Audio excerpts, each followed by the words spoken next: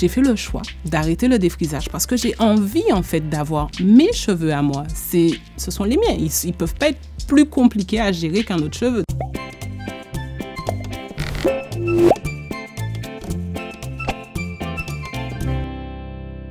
Claudia Cuvelier, coiffeuse. Je pense que c'est important en fait de valoriser nos cheveux, peu importe comment ils sont. Moi, je suis spécialisée en fait dans le cheveu crépus, le cheveu afro. Donc, je suis maman de 2 petites filles et du coup, je lui apprends en fait chaque jour à apprécier sa texture de cheveux comme elle est.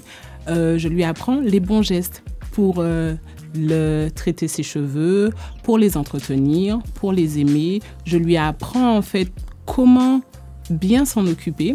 Et du coup, je pense que par la coiffure, on peut en fait pousser nos enfants à apprécier leurs cheveux. C'est-à-dire que forcément, une petite fille qui se trouve bien coiffée, elle va forcément se trouver jolie, elle va se regarder dans le miroir, elle va toucher à ses cheveux, elle va beaucoup plus apprécier ses cheveux que si on la coiffe d'une façon qui ne lui plaît pas. Il y a peut-être 2 ans, elle m'a dit qu'elle voulait être comme sa copine de classe qui avait les cheveux raides et qui faisait des couettes. Et du coup, elle m'a dit, maman, je veux faire des couettes comme ma copine.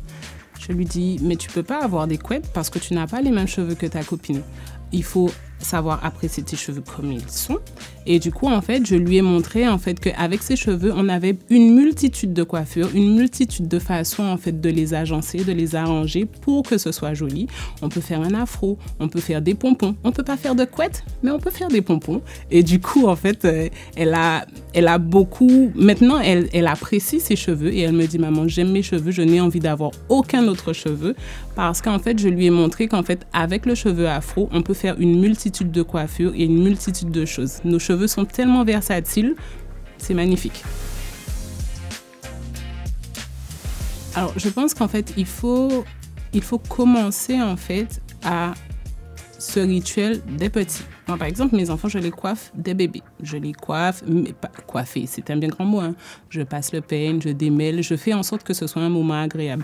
Et plus elles grandissent, plus en fait, je les intègre en fait dans le moment. Donc du coup, je leur dis, ok, on va faire le shampoing. Donc je lui dis, je la laisse aussi manipuler ses cheveux. Donc du coup, en fait, ça lui permet, c'est comme un jeu. Donc du coup, ça lui permet en fait d'apprécier le moment. C'est vrai que plus petite, elle n'aimait pas trop tout ce qui était shampoing, etc. Mais au fur et à mesure, on a mis en place des techniques. J'ai acheté une espèce de cape qui, du coup, l'eau rentrait plus dans ses yeux, etc. Il faut trouver en fait des petites techniques qui font que les enfants apprécient le moment. Après, tout ce qui est démêlage, il y a des techniques en fait pour pouvoir démêler sans douleur. Il y a des outils pour pouvoir démêler sans douleur. C'est sûr que si tu utilises un peigne à petites dents sur des cheveux crépus, on va pas y arriver et forcément, ça va faire beaucoup plus mal à l'enfant. Si tu démêles sur cheveux secs, ça va lui faire beaucoup plus mal. Donc, en fait, il faut démêler sur cheveux humides, il faut démêler avec un peigne ou une brosse adaptée et ça se passe beaucoup mieux, en fait, quand on a les outils et les produits adaptés. On peut le laisser découvrir ses cheveux seul parce que du coup, en fait, le laisser découvrir ses cheveux lui permet en fait de les apprécier en fait plus. Lui expliquer en fait comment les manipuler. Moi, je laisse ma fille démêler ses cheveux, ça m'arrive. Quand j'ai le temps, hein, parce qu'il faut avoir le temps. Donc du coup, je la laisse en fait gérer ses cheveux, je la laisse shampouiner ses cheveux, je la laisse en fait passer un moment avec ses cheveux. Donc, du coup, ça fait partie de l'apprentissage. Donc, du coup, je sais que plus grande, elle va déjà connaître les bons gestes. Par exemple, quand je lui fais le shampoing, elle me dit, OK, la maman, on va passer à l'hydratation. On va faire le leave-in. On va mettre la crème. Donc, elle sait, en fait, elle connaît déjà le processus parce que, justement, je l'intègre, en fait, dans le processus. Si jamais ma fille ou une petite fille venait me dire, voilà, on s'est moqué de moi parce que par rapport à mes cheveux, moi, ce que je lui demanderais, c'est déjà comment elle se sent, elle, par rapport à ses cheveux. Comment, en fait, est-ce qu'elle apprécie ses cheveux et du coup, en fonction de la réponse, je vais pouvoir la guider ou pas. Si elle me dit, moi, je n'aime pas mes cheveux, je vais lui dire, oui, mais pourquoi tu n'aimes pas tes cheveux? Et je vais lui dire, ben voilà, tes cheveux, ils sont beaux, tes cheveux, ils sont versatiles, tes cheveux, on peut faire plein de choses avec, etc. Et si elle me dit, oui, mais moi, j'aime mes cheveux, je vais lui dire, mais il n'y a pas de raison, en fait, finalement, d'être triste Parce que si finalement tu sais en fait ce que tu as, si tu sais en fait que tes cheveux sont beaux, il n'y a pas de raison en fait d'être triste par rapport à ce que les gens disent. Si la petite fille ou le petit garçon s'est moqué de toi par rapport à tes cheveux, il n'y a pas de raison d'être triste puisque toi, tu apprécies tes cheveux. Et puis finalement, c'est le plus important. Alors moi, je suis super contente de faire partie en fait de la génération des parents ou des personnes qui voient en fait l'essor du cheveu naturel. Parce que moi, j'ai fait mon Big Shop, j'avais 18 ans. Et quand j'ai fait mon Big Shop, on m'a dit « Claudia, comment tu vas t'en sortir avec tes cheveux? Tu vas pas y arriver. Le cheveu crépus est difficile. Le cheveu crépus, ceci, cela. » Et je me suis dit non. Moi, j'ai fait le choix d'arrêter le défrisage parce que j'ai envie, en fait, d'avoir mes cheveux à moi. Ce sont les miens. Ils peuvent pas être plus compliqués à gérer qu'un autre cheveu. Donc, j'apprendrai. Donc, du coup, j'ai quand même, de mes 18 ans jusqu'à mon âge actuel, j'ai quand même fait du chemin. Donc, du coup, j'ai appris, en fait, à apprécier ma texture de cheveux.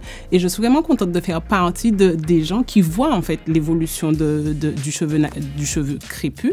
Et je suis vraiment contente parce que, du coup, et quand j'ai eu ma fille, je me suis dit, waouh, j'ai trop envie d'avoir une petite fille aux cheveux crépus, avec des cheveux volumineux, etc.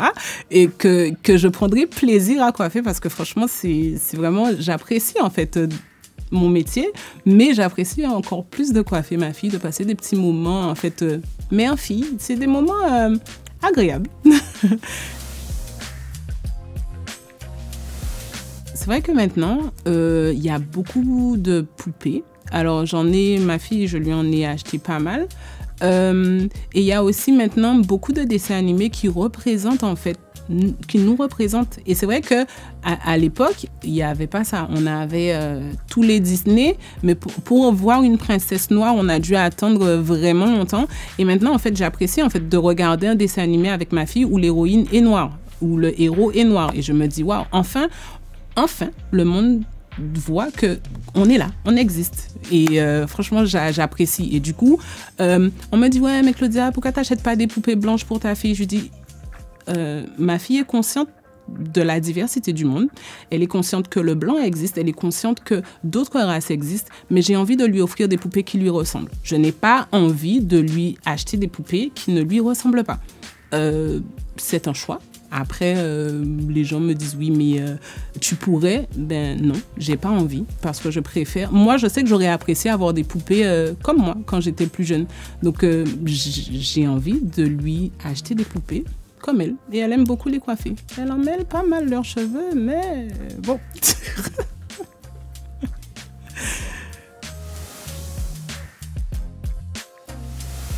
Alors, je suis coiffeuse dans le cheveu naturel. Je sais en fait comment traiter les locks parce que ma spécialité c'est les locks, mais j'ai eu des difficultés en fait quand j'ai eu ma fille. C'est paradoxal, hein, c'est quand même et je me suis dit mais Claudia, c'est quand même louche que tu sois quand même maman d'une petite fille aux cheveux crépus et que tu galères en fait avec les cheveux de ta fille. Donc j'ai galéré au début et jusqu'à ce que finalement je trouve en fait une façon de m'occuper de ses cheveux.